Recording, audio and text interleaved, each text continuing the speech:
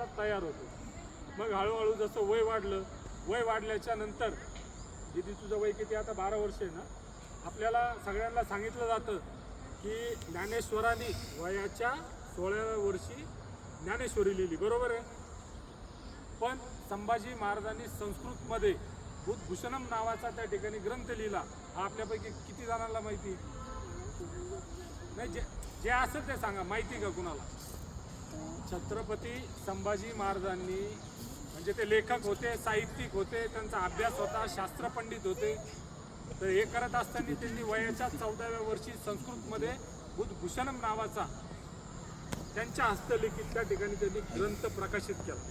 शोकांतिका एक आहे की आपला इतिहास आपल्याला न सांगता आपल्याला दुसऱ्यांचा इतिहास त्या ठिकाणी जास्त शिकवल्यामुळं आज आपल्या पिढीला त्याबद्दलच्या भारी भक्कम अडचणी त्या ठिकाणी निर्माण व्हायला लागल्यात.